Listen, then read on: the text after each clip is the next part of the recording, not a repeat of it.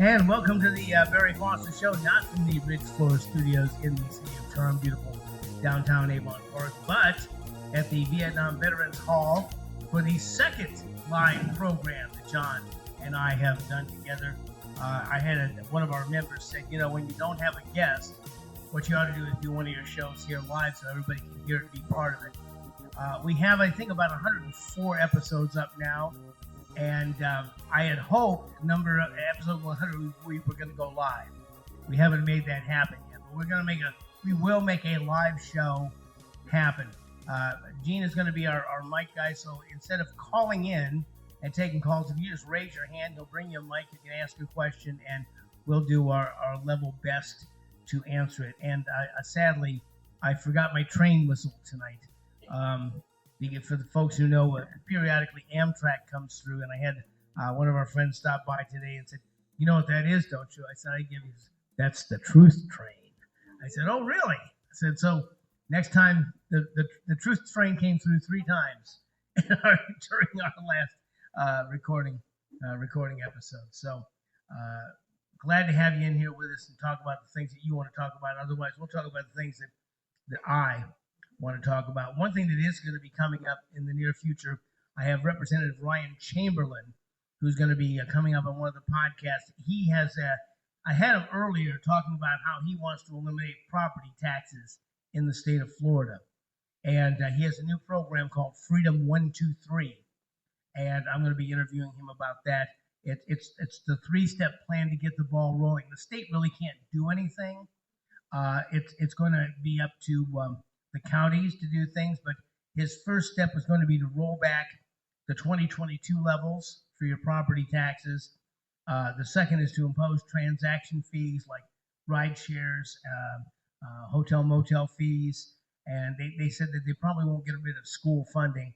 I know the Florida Tax Watch, Dominic Caballero, has also put up some ideas about phasing out property taxes, starting with homestead exemption properties and going on from there. So Mr. Chamberlain says, right now we do not own our property. If you think you own your property, try not paying your property taxes for a couple of years and see what happens.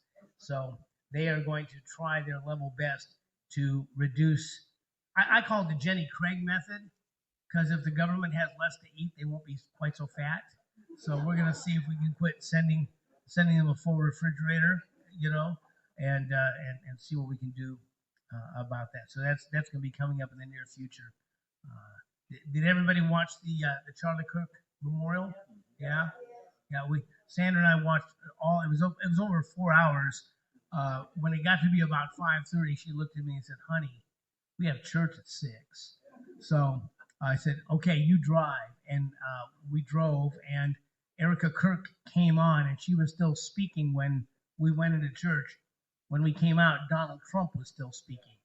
And so we heard the beginning of her and the end of him, and then we went back and watched the videos as well. And I don't know about you, but I think the pendulum is beginning to swing back the other way. And it's going to be up to us to help push it in that direction. And I don't know how far we're going to get down the road on this, but everybody know about Jimmy Kimmel taken off the air, put back on the air. Does that sound like a publicity stunt to you? It has that aroma to me. That whether it started out that way or not, going into this, they've gotten so much ink out of this. They've gotten so much publicity from the news stations and the commentators. It has a real feeling of they took an opportunity to create a publicity statement for a guy who was flagging in his ratings, and got him back up. But I think that the turning point, if you will, has come, and so now it's going to be up to push the pendulum back the other way. Last week we went to the Sebring City Council meeting. Some of us live in the city. Some of us used to live in the city. Some of us don't live in the city. But there's quite a bit going on with Harder Hall. And John, you've been dissecting this out of the newspaper. Yeah, there was the article was written by the reporter that was there, Mr. Valero, and I think it was in Wednesday's paper, Friday's paper, and I think he did a pretty good job of telling exactly what happened at the meeting. And for the folks that were there, I know there were 3 or 4 or 5, 6 of us that were there, and whatnot. Jean's wife was there. I don't know about Jean, but Jean's wife was there and whatnot. So your picture was in the paper. Oh my gosh, you're a celebrity right here on the front page. Unbelievable. 2 or 3 of them were on there. But anyhow,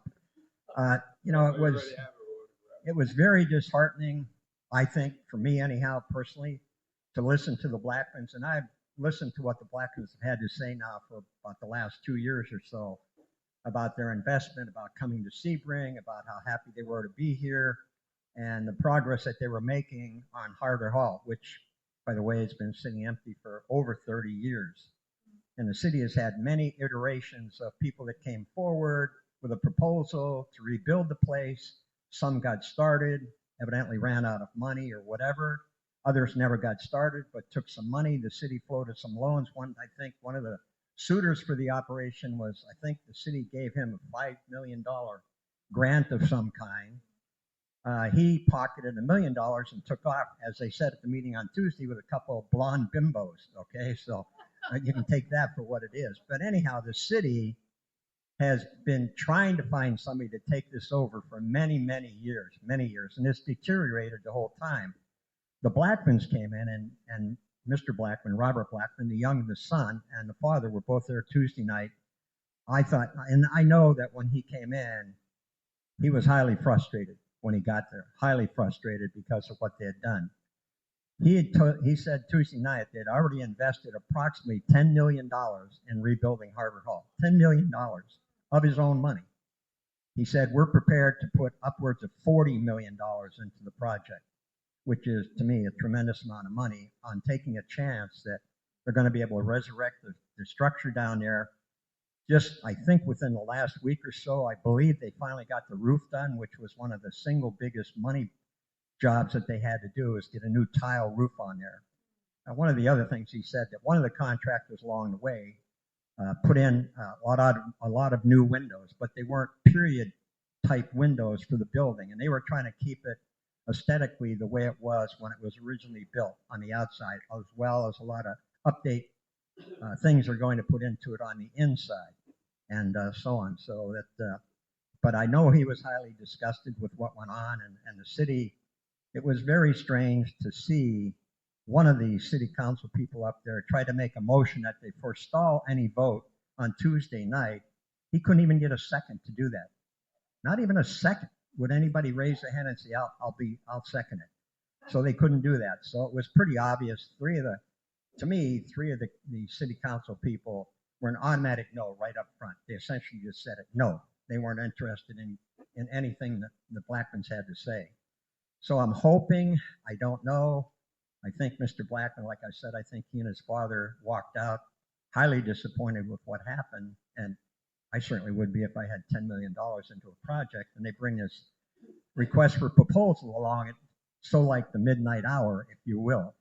And why not? Because this could have been discussed. As a matter of fact, if you go back and look at the history, this thing was actually brought up back in May, but it never came to any kind of a vote of some kind or an ultimate decision for the city and for the Blackmans and so on. So it was kind of, again, disappointing that it got this far before they pulled this out. They've been here for over 2.5 years, and you think something is, as the city has tried to say, this is what we need to do.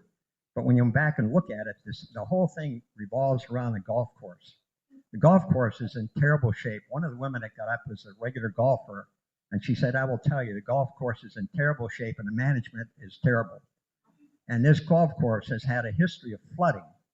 And the flooding of the course makes it unbearable and not playable when it rains really bad. So there's a lot of chances. I looked up and found the only financial thing I could find so far was in 2023, the golf course lost $560,000 in 1 year, $560,000. And the city had to take it out of their general fund to make that up. So again, it's obvious that somebody needed to come in and rescue the golf courses, what the Blackmans said they would do. They said, look, if there's a flooding problem, we'll either change the elevation or put in some ponds. And all golfers know what ponds are. They're terrible, but they'll put in some ponds to retain the water and so on. So they were prepared. Like he said, I think, we're not going to invest $40 million and not have a number one Class A golf course. So they were prepared to fix that golf course and be responsible for it. All they wanted was some kind of a resolution. Their proposal, I think, was to give the city $1 a year, and if the city wanted to put on a 50-year or 90-year or whatever lease on it, okay, fine, that would be all right, because that's going to be long after the Blackmans are gone, okay, one way or the other. So anyhow, it was very disappointing, and I hope that somehow they can come to an agreement to keep the thing going. Otherwise, I think the Blackmans will just put it up for sale, and it might become either nothing or nursing home or whatever, but not the plans that the Blackmans have for it. So that was my feeling on what happened on Tuesday night. Well, the Sebring International Raceway is not owned by NASCAR. The Sebring International Raceway, all the improvements on the grounds are so owned by the Sebring Airport Authority. Any improvements that they make, the F1 pit structure that Don Panos built, that belongs to the Sebring Airport Authority. So, but they rent it from the Airport Authority. The Airport Authority gets a nice return on investment for their for the races that they have out there. And I say races plural because there's many things that go on. But the short of it is that they don't own the facility. The Blackmans were asking for the city to give them the golf course, and I don't think that's going to happen because of the reverter clause that's in. It was put up for recreation, and they built a golf course out there. But the Blackmans could rent it in the same way that NASCAR rents the track from the Sebring Airport Authority. It all belongs to the city. Any improvements made out there belong to the city. So they have the ability to put in what they say is going to be a world-class golf course, get the benefits of it, and the city then ends up with a world-class golf course. But I have a theory, and this is just a theory. It's based on nothing but pure conjecture and my ability to watch the city over time. And, you know, the people who donated this property donated both the property, which is now the Sebring Municipal Golf Course, and also Max Long Field, where there's all the baseball complexes. And the reverter clauses are still the same. It has to be used for recreation. But they don't ever say what kind of recreation. There's lots of recreation out there. And I don't know if you know, but about a year ago, there was a story on the front page, I think, of the Highlands News Sun about the Tourist Development Commission, who's come out and said, you know what we could do? We could make that not even a golf course at all anymore. We could put in pickleball courts and tennis courts, and we could put in frisbee golf, maybe a splash pad for the kids. We could put all kinds of recreation out there that would be just for the people. Okay, sounds pretty good. We'll get you a grant. I will tell you that there's no such thing as a free horse. They may give you a horse, but you got to feed it. You've got to clean up the poop. Okay, and you've got to groom it, and you've got to take care of it. If it gets sick, you got to take it to the vet. So if they put another recreation facility out there, the city still will be charged with taking care of it, because the government is really great about giving you grants to build things. They're not so good about giving you grants to take care of them once you put it up there. DOT will help finance stoplights all day long. But guess who puts the new bulbs in? Guess who pays the electric bill? It's not the FDOT. So I think somebody, and this is just my personal speculation, somebody's been whispering in their ears saying, we can put up something really great out there. It'll be just really wonderful. And it actually does two things. Number one, it takes away one of the premier reasons the Blackmans wanted to take over this facility to begin with, because Harder Hall had a golf course, as we all know. But if we don't know, I will tell you that Harder Hall had sprawling grounds, and I watched it. It was open for a few months when I first moved to Sebring. Then it closed. A guy named Avi Lamore came in, and he was going to fix it all up. He got tragically killed in a plane crash. And then there was what they called suitors, one after the other, and they would come in and do different things. They knocked down the servants' quarters, for instance, that used to be there. It was going to be everything from an adult congregate living facility, some people would call that an old folks home, to a 5-star hotel with a helipad. It was going to be wonderful. And each time they'd gone through and it hadn't worked out. And this looked like their last best chance. In fact, when I first moved here, after a while, I had a former Sebring fire chief tell me to stay around because I was going to see the biggest controlled burn I'd ever seen in my entire life. That's where they set something on fire on purpose and then put it out to practice. Okay, and then he was talking about burning down Harder Hall. And I said, gee whiz, I hope that doesn't happen. And so I think that, and if I've gotten good over the years at counting votes. Leonard Carlisle was having none of it. He was going to vote no, nothing but no.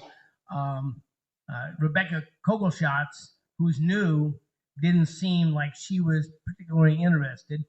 The guy that made the motion, the guy by the name of Roland Bishop, he's one of the Bishop family. He couldn't get a second. He was very adamant about trying to do something with him. There were two guys that I thought were had not made up their minds yet. Harrison Havery, which is Harry Havery's son, and Josh Stewart, which is Mark Stewart's son. You may know Mark Stewart from Stewart Construction. He was also a Sebring City Council member. He was also a co-owner, was the owner, and is now apparently embroiled in a lawsuit over the Kenilworth Lodge. So we're talking about people who've been around Sebring for a little while.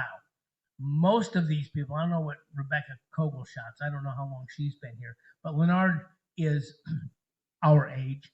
He was born in Sebring, born in downtown Sebring.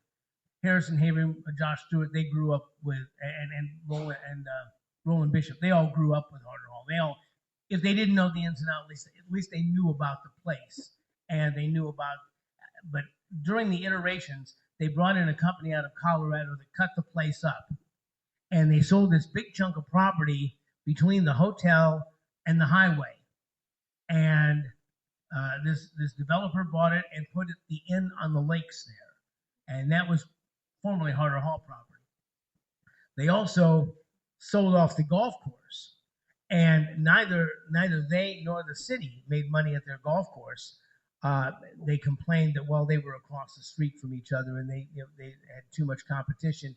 But as we all know, that's now been sold off, and they're putting houses where the golf course used to be. They sold off bits and pieces of Harder Hall till it's just this one little last knot of the hotel. And so I personally think, and I haven't been privy to the conversations. I have tried, believe me, to speak with Mr. Blackman on numerous occasions, and he just doesn't want to talk to the media, which I apparently am going to be the media. We haven't talked, but I think that they feel that they were told in good faith, oh, don't worry, the golf course won't be a problem. And now he's $10 million in. I don't know about you, that's more I make in a year, okay? He's $10 million in, and there's really no end in sight. He has just put the roof on. And now that they've got the roof on, they've got the building sealed, now comes to work on the inside. Because if you don't put a good roof on it and you don't seal it in, what use is it? The rain comes in. Sandra and I had the opportunity to tour that place on the last day the city owned it. And it was a shambles. It was, we were walking down the hall, and there was this big piece of 4-ply plywood, and across it, in spray paint, it just said hole.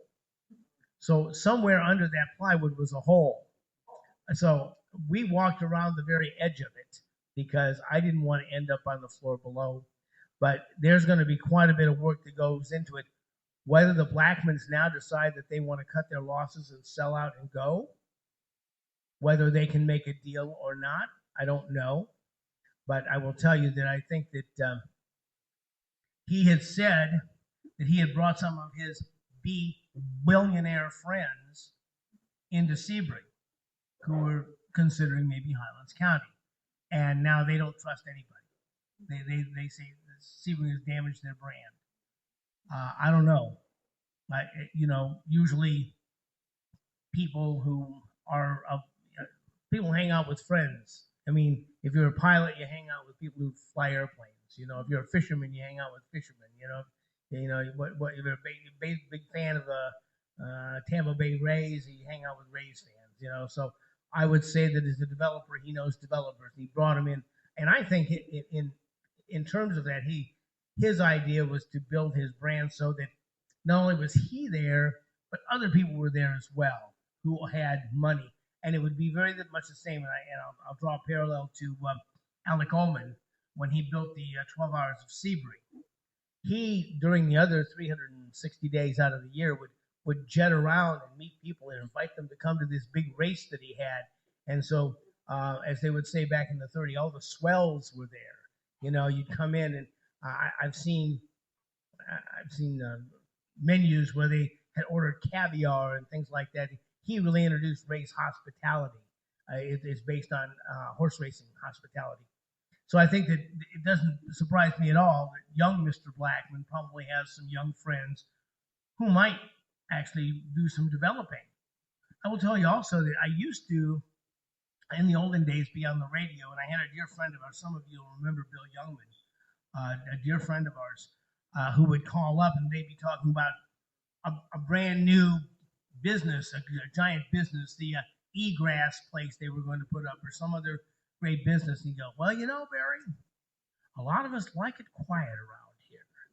A lot of us don't want to have a lot of big business. A lot of us don't want to have, we have too many of those Yankees coming in as it is. Of course, Bill was a Yankee. But, it's amazing how you acclimatize so quickly. But at any rate, there are people who like the fact that I've said this before. I'm an hour and a half from the Atlantic. I'm an hour and a half from the Gulf.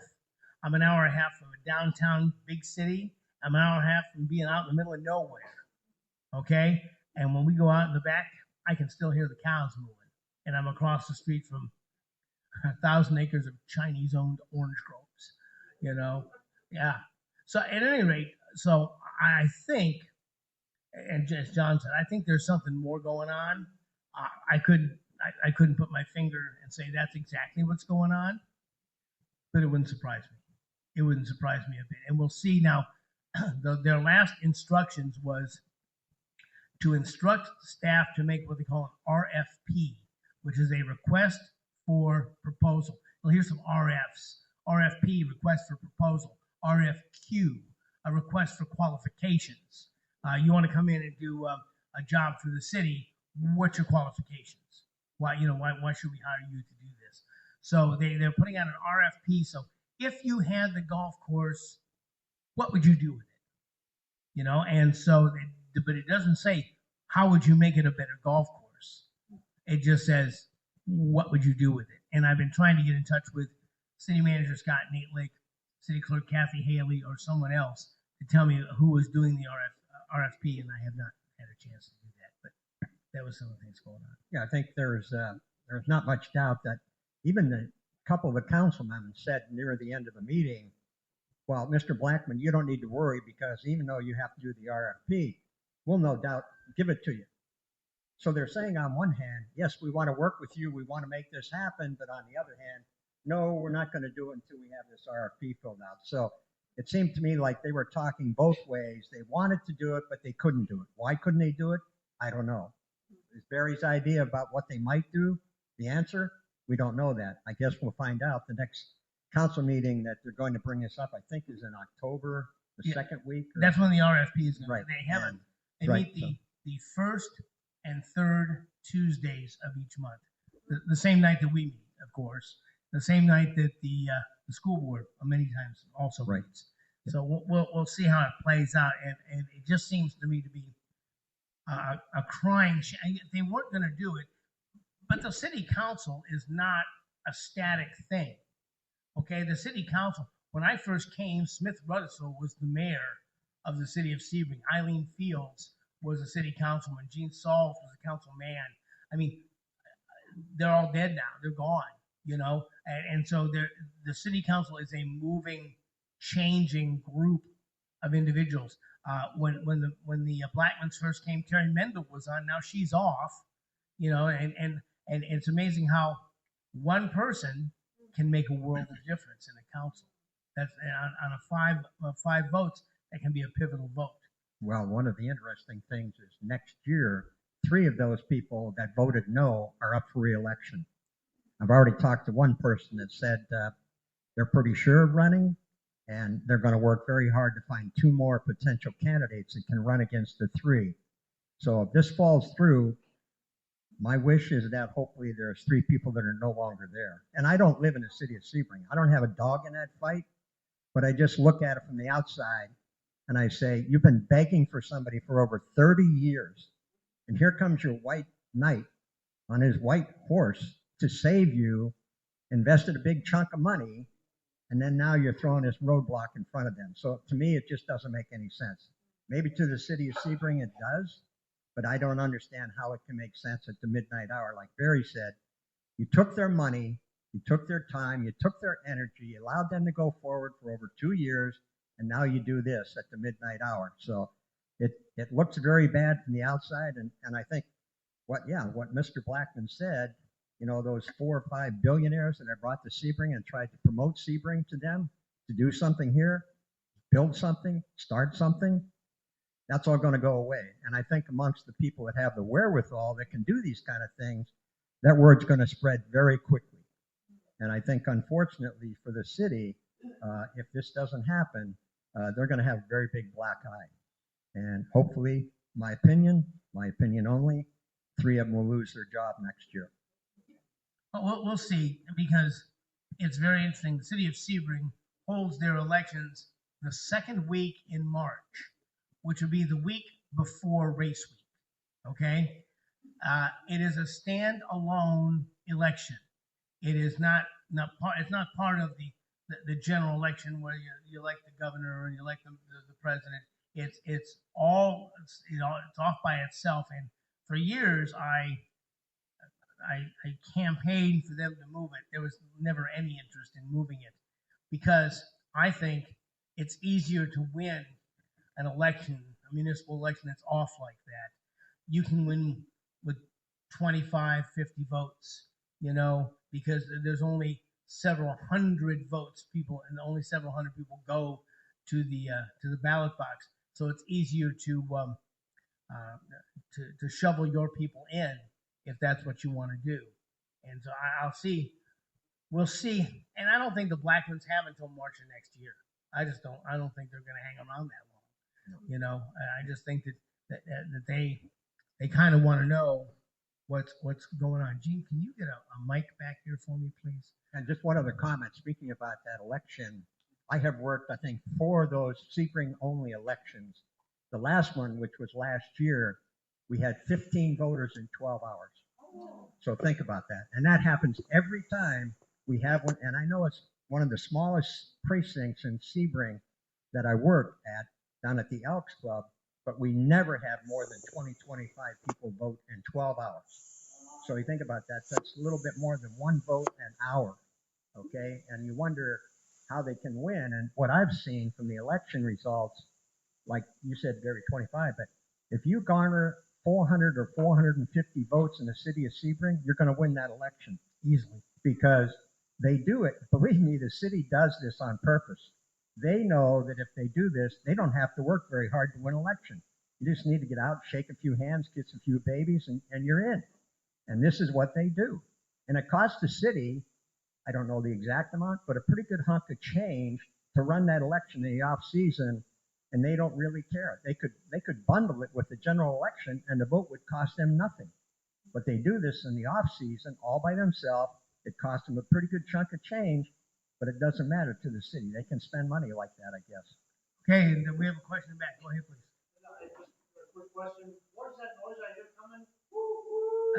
That's the truth train. Okay. That's the truth train. Another question, just a thought here. There was another golf course on the back side of Carter Hall for sale for many years. The executive course, which was a 9-hole course, yes. What was that It was only 9 hole, and it was a 3 par. They call it the executive course because it was short. It was kind of like their version of putt golf. You I know, just didn't know maybe they should have looked into purchasing that maybe. I think that was sold by the time they got here. Okay. I think it was sold. I kind of see both ways. Your old friend that used to say, I don't know that I want this town to grow so much, I have 2 nephews and a niece that are young, and they're looking for land around here, and these billionaires come in and build condominiums and townhouses and stuff like that. I don't, my nephews and niece can't afford land there now. I remember I bought my house at $60,000 and thought that was high, and I understand today it's worth 250, and it's just an average 3-bedroom, 2-bath house. Easily. And how can they afford to buy something like this now? And if these billionaires come in, will they build structures that are going to be $500,000 then? So where does that leave the kids that are trying to come up here? I don't know. I'm just a thought. Oh, yeah, and you're right. My dear friend, the late Steve Roberts, back in the 1990s in Avon Park, would ask this question: if you were going to build $1 million home, where would you buy it? Where would you build it? And he was greeted with blank stares because there was no place to build a home of that grandeur in Avon Park. And so, and if you were going to build $1 million home here now, where would you build it? There's a couple, 3 places.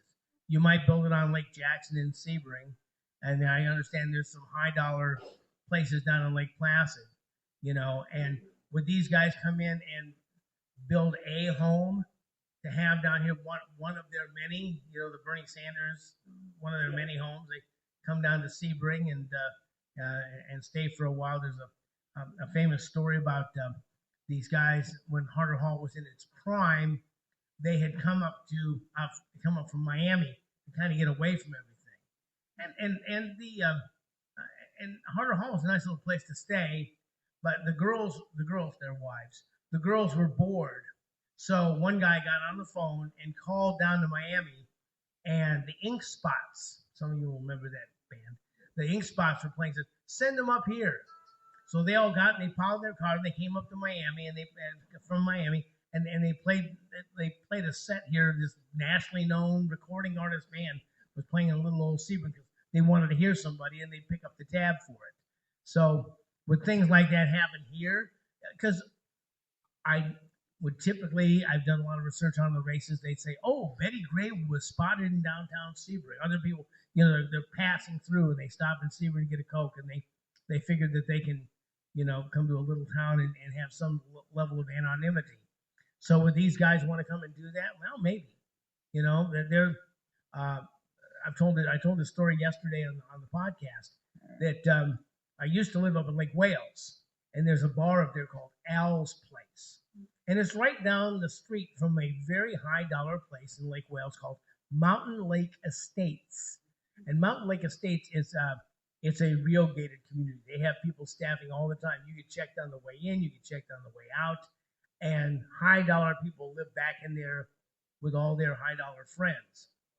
And we were in there one day, and the bar was fairly small where you could talk politics and sports across the bar. And there was this guy we were carrying on. He walks out. He gets in his old pickup truck and drives away. And Al says to me, he says, you know who that was, don't you? I don't know. Some guy, I don't know.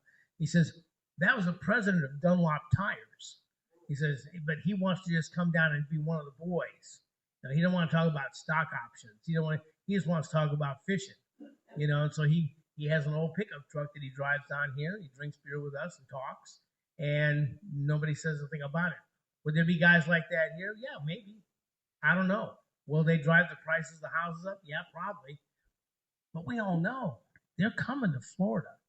They are coming. And the East Coast and the West Coast are pretty full up. So now they're coming here.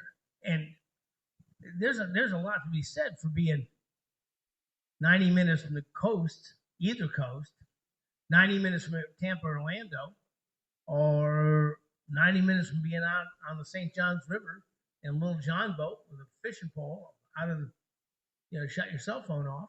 There's a lot to be said for that. So I don't know. I do know, though, these guys were developing in good faith. would they be able to do what they were going to do? I don't know. I don't know. I think it's a pretty tall order to say that we're going to have a state-of-the-art golf course out here in the middle of nowhere. Really, seriously. I mean, to be out here, I know ladies who have moved here with their husbands who were bitterly disappointed there's no shopping here. You know, that they would bundle up 4 or 5 of them and they go to West Palm Beach and get some retail therapy because there's no place around here to shop. You know, I mean, after you hit Dillard's and Lake Wales, that's about it. You know, the Walmart doesn't hold a lot of allure for them. You know, so you know, I think would it bring a renaissance to Sebring? It might. It might.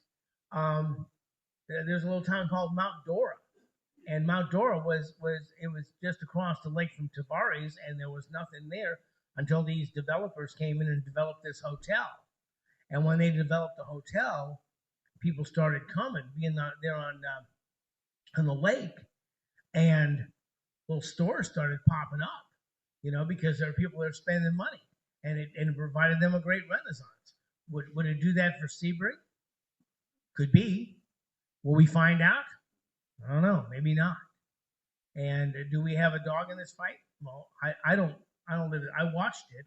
I watched it for 35, 40 years. You know, I went to more Sebring City Council meetings than some people have had hot lunches. You know, I went to a lot of council meetings and I watched a lot of the stuff, and a lot of stuff happened with Harder Hall, and I watched it over and over again. But I think it's a crying shame that these guys have gotten this far down the pike, and now they seem stymied. And I did ask Mr. Blackman. Let me see if I can find his quote. I did ask Mr. Blackman, you know, what his feelings were, and if he would give me if he would wanted to talk. I told him anytime he wanted to talk, I'd be glad to let him talk. But his statement is, we are very thankful for the overwhelming show of support from the citizens and speakers begging the council for Harder Hall to be the forefront of world-class growth, creating jobs and tax base in a thoughtful, heritage-minded manner. It was clear the immense majority of citizens deemed the project worthy. However, we must be realistic based on the statements and actions by City Council.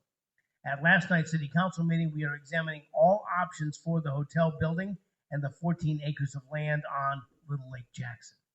And that was his official statement. And I think that means we don't know what we're going to do, but could they board the place up and say we're just going to sell it off and good luck, guys?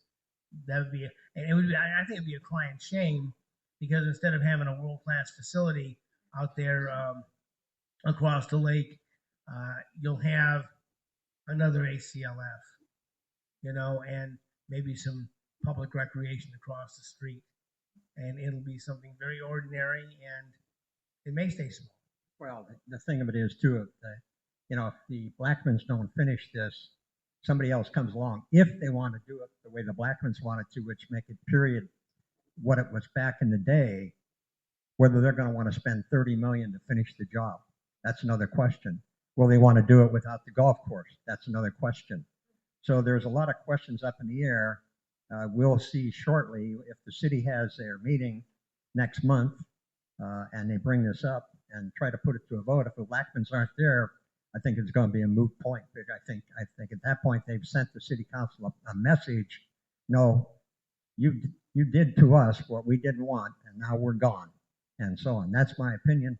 Could be wrong, but I know they were highly frustrated when they left that meeting last week, and so on. So it's I don't know many people that would have gone through what they went through, because that wasn't the first time the city has thrown roadblocks in front of them. I talked to a former city council person, and she said, John, there were a lot of times when they did the Blackmans wrong in some of their meetings.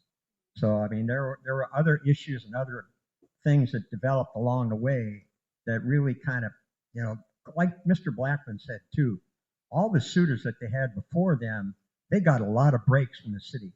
financial breaks, a nod of the head breaks, and all of that. And so they didn't put all this on those folks. Now they've got somebody, like I've said before, that's here with money, and they're at this breaking point. So I hope it doesn't happen. I'd like to see them finish it. I'd like to go there. If they finish this job and open up and I'm still on this earth, I'd like to go there sometime just to see what it's like on the inside. And so on, just like I'd like to see the Kenilworth back up and running.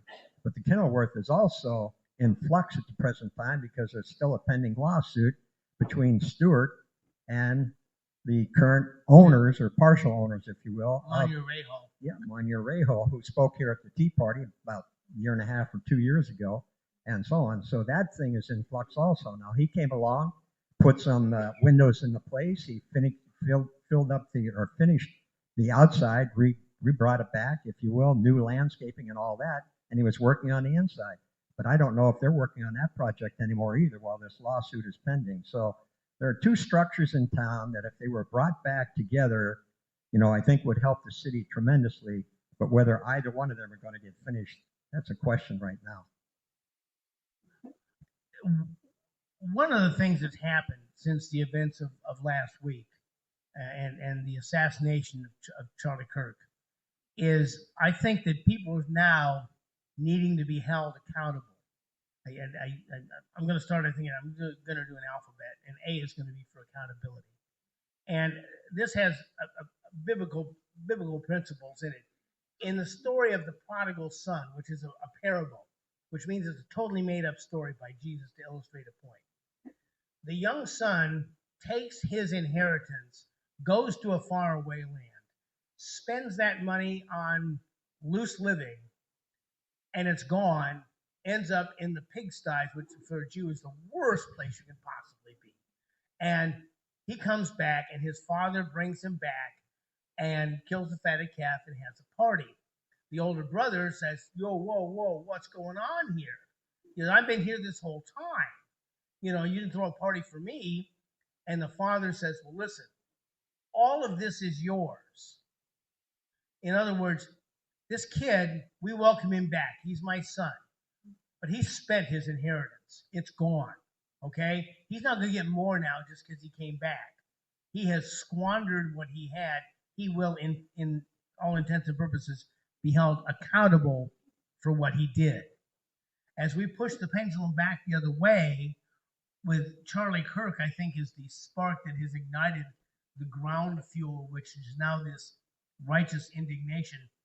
People are now going to be holding folks accountable for things that are happening now and things that have happened in the past. Will we be able to hold accountable the city council for what they did? I don't know. Some of you may remember the Sebring Utilities Commission. When I came here, I was getting my electric from the Sebring Utilities Commission, who owed quite a bit of money for building a power plant, which has now been demolished. That was outdated technology when they were promised it was going to be state-of-the-art. And as the payments, they figured the rate base would grow as people came in and they'd be able to pay all this money back and everything would be good. Well, it didn't work out like that. And our rates kept going up and going up and going up. And who was benefiting? Well, there were investors in the city of Sebring, some longtime residents who were making money off the fact that we were getting gouged, okay? We were getting gouged. The calls went out, release the list. Who's making money off this? Can't they do something? The money was never released. I heard rumors of community leaders and others who invested big money and were making big money off our backs, but they were never held accountable. I think now, and I want to talk a little bit about, as I've been doing some research back into the last couple of years, I have found some things where I think that as we begin to right this ship of state because of Charlie Kirk, people need to be held accountable. Does anybody remember when they were going to take our gas stoves away from us? Huh? Does anybody remember when they were going to turn over everything to the World Health Organization? And based on, no one's been held accountable for that. Now, I have an article that I just posted out of 2022 where they were hollering about how Joe Biden was not fit to be the president of the United States, and they cited 22 different instances where that occurred and nothing happened.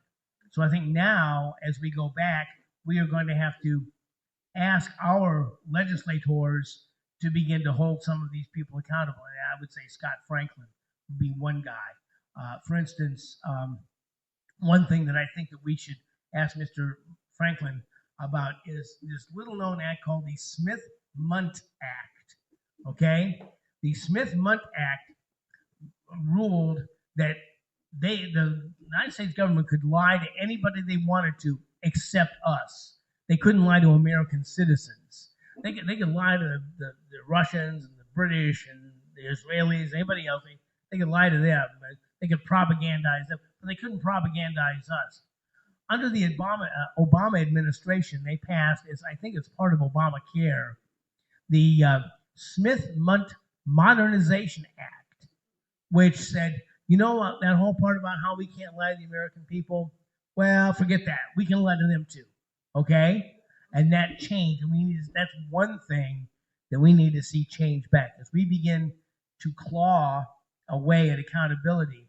And that's where it's going to be up to us to write letters, make phone calls, grab people during their office hours, and begin to call for accountability. And if there are people here who live in the city of Sebring and want to see things happen, I would say you need to maybe forsake a Tea Party meeting and go to the Sebring City Council meeting, fill out the form that says, I'd like to address something, it's not on the agenda, and bring forward the idea that, hey, we think the Blackmans have been treated shamefully, and we want to see you do better. I would, and if you feel that way and you want to codify that, put that on paper, I'll help you do that. It's your thoughts, not mine, but I will help you do that because I think that for the city council, county commission, school board, the state reps, I think Aaron Grawl is coming. Aaron Grawl, I think, is coming, who's our state senator, and Kaylee Tuck. Both of them, I think, are pretty good. We don't have to worry about them too much. Except that Aaron Grawl, as a senator, can do more. The state reps pretty much have to do what they're told. And they can't. There's a story about a guy who got elected to the Florida legislature, and he wanted to put this piece of legislation forward. And they told him, don't do it. Don't do it. He says, look, I promised my constituents that I would do this. Now, if you want to kill it in committee, go ahead. Okay? You want to kill it on the floor, go ahead. He says, I have to put this forward because it was one of my campaign promises. They don't do it. Well, he went ahead and did it. The next election, he faced a well-financed challenger from the same party, and he was gone. Okay? Because he did the unthinkable. He did what he was told not to do. So some of this is more difficult than others. And whether it works that way up in Washington, I don't know. But we need to, and very soon our friends from the Great Industrialized North will be back here, and we need to talk to them to talk to their legislators as well to begin to undo some of the things that were done. The pendulum's swinging back the other way. We need to help push it. We need to help push it. And some of it is so easy. We have been driving. My wife has these guys' phone numbers on her speed dial. And one or two things is going to happen. Either you're going to get an aide whose job it is to be nice to you and say, oh, yes, well, thank you for your comments. We appreciate it so much. Or you're going to get a recording. Okay? You're going to get a recording. And we don't just call the Washington office. Okay? We don't just call the Washington. We call the Washington office, and we call the Sebring office, and we call the Lakeland office, and we call all the offices with the same comments. Because are we 5 people? We might well be 5 people. But it's going to be up to us, and that's why, again, we have books over here that we're giving away, the 5,000-Year Leap, copies of the Constitution, other copies of other pamphlets to help you get well read on some of the things that we need to be aware of, and then to begin to push back. That's going to be part of what we do. Gene, did you have somebody over there? I thought somebody raised their hand over there. Yeah, you Linda's did. got her hand up. I thought so. Yes. My question, Wait a minute, you have to use the mic. my question is that if the city owns the golf course, if the city wants to put recreation activities together, why aren't we holding them accountable to maintain and take care and maintenance them appropriately? And the golf course should be a good golf course. If it needs a pond or whatever you have to do to fix it, why isn't it being fixed?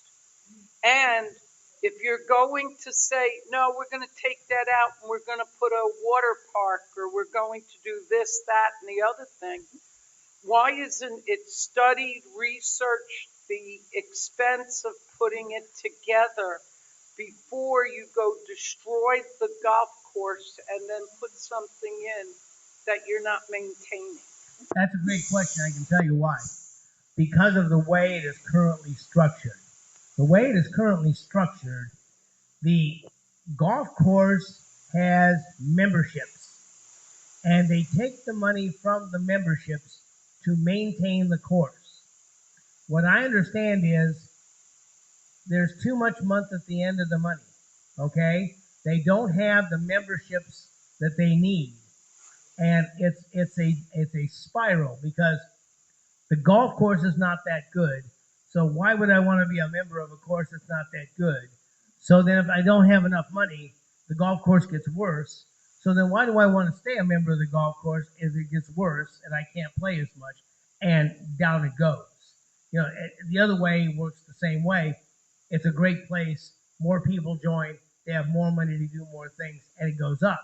Okay? But that's the way. And I have watched over the decades, they have consistently lost money.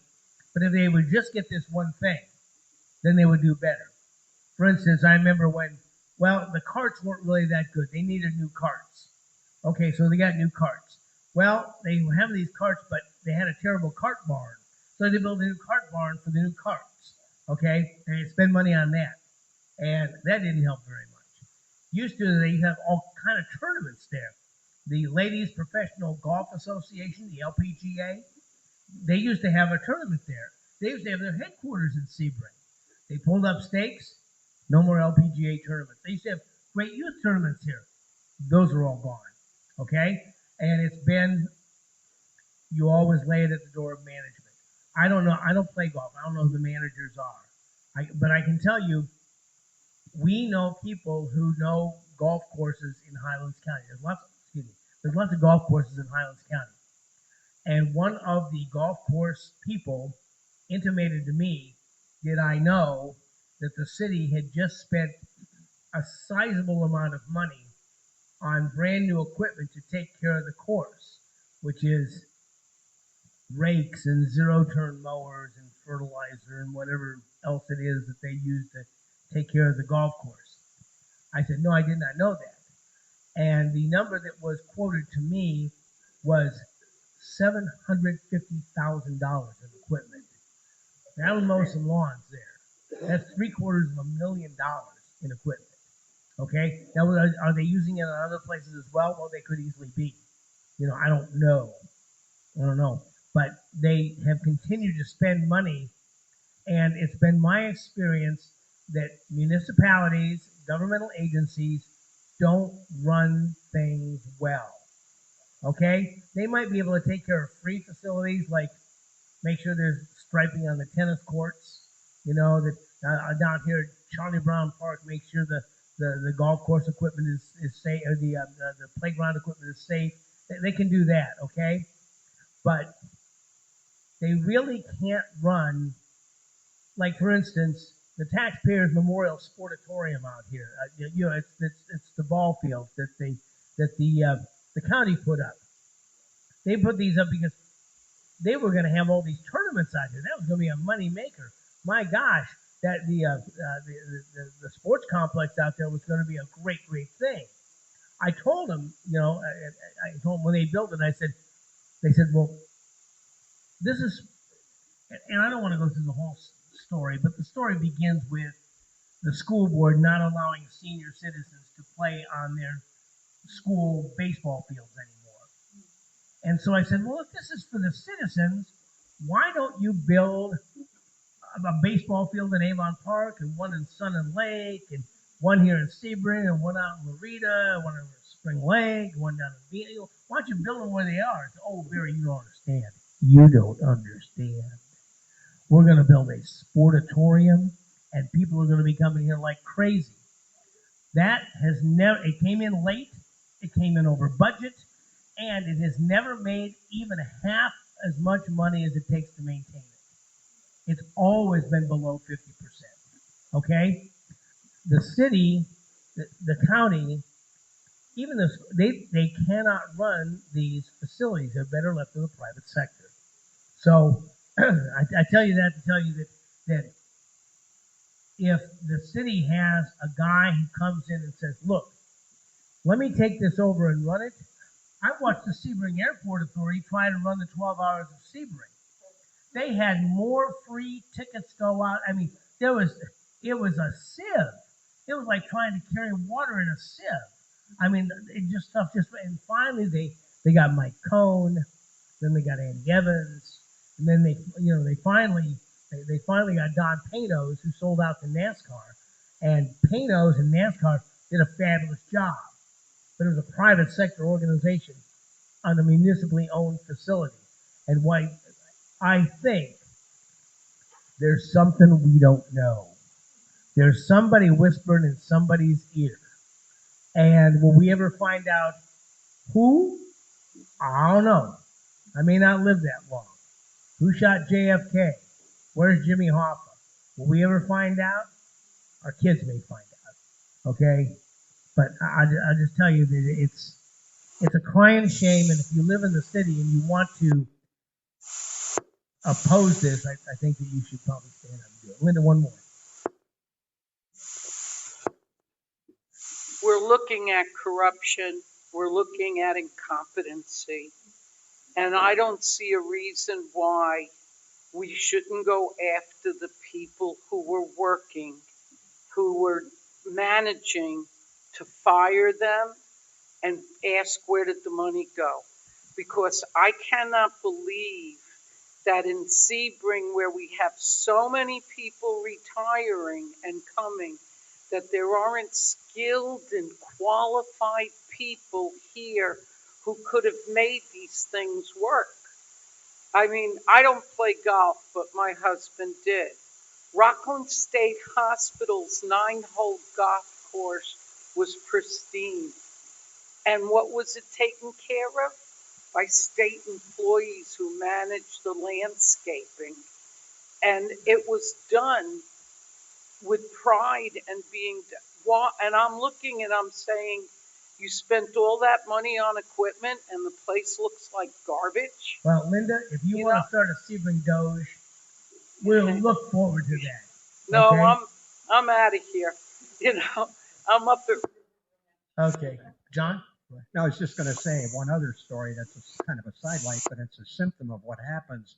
If you remember, the city built the BMX track out there off of 17 years ago. That was going to be the thing. We're going to have a BMX track, and all the BMXers are going to be here. They're going to be racing out there like every other day. That thing lasted maybe 1 year, maybe 2 at the most, and then it died. And right now it's just a vacant pit in the middle of 17 out there. So it's that's symptoms of what happens and so on. And you remember, you brought it up earlier, but we didn't expand on it, down on 98 when they were going to build that e-grass plant to make methanol or ethanol, whatever it was.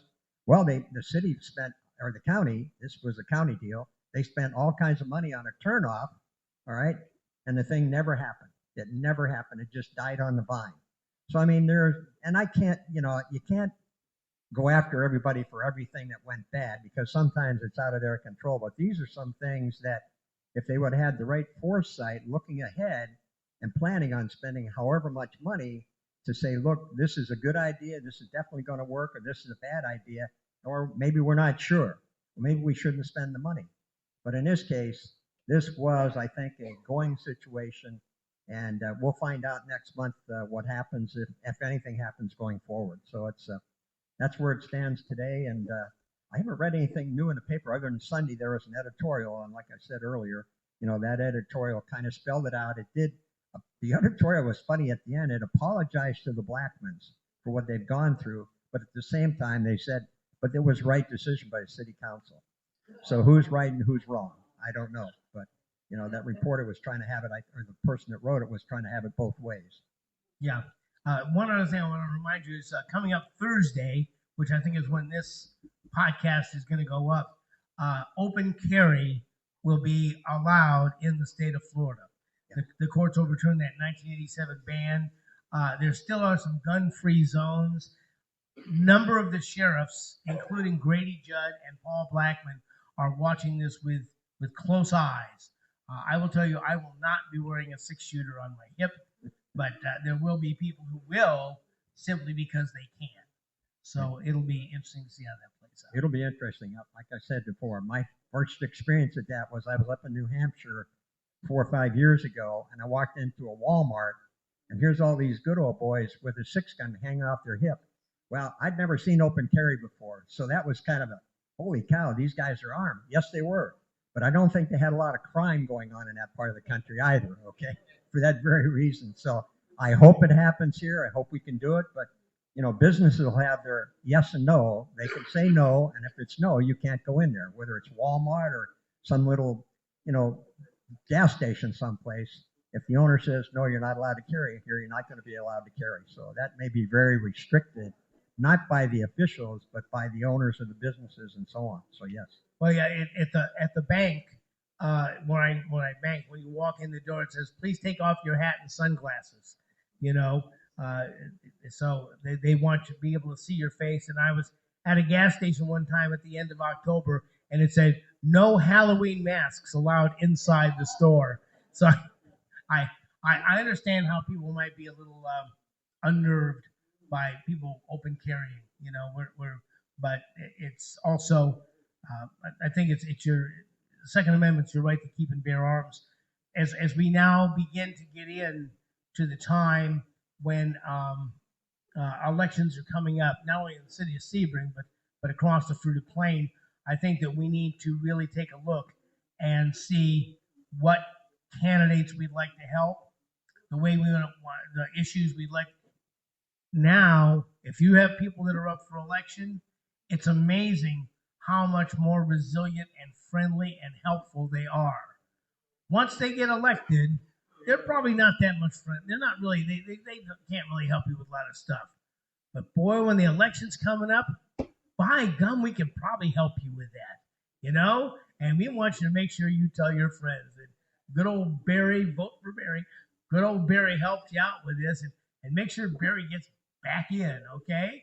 So now's the time that if we have issues like the Smith-Munt Act, like other acts that we need to have, a lot of things that Donald Trump has done have been done by executive order.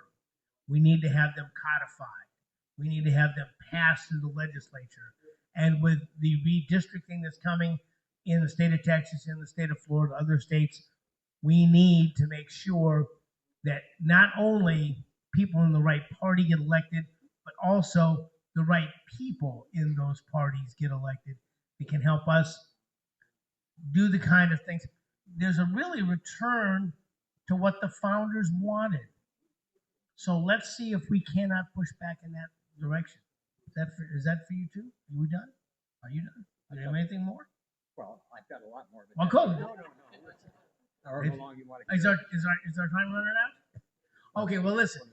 I want to remind you that please come up and give a listen to the Barry Foster Show. The nice thing about podcasts, you can listen to them whenever you want. And if you get interrupted in the middle of it, you can just put it on pause or come back and listen to it later. If there's subjects that you want us to talk about and do some research on, let us know. Just put them in the comments there on the YouTube. They'll say, Barry, can you talk about this? Or can you find out more about that? We'll be glad to do this. you say, hey, Barry, can you interview this guy or that guy? And I've had people saying yes. I said, absolutely. I'd be glad to have those folks on to talk about the issues that you want to have taken care of. John and I are having a great time doing this. If you know people want to sponsor the program, that would really help too.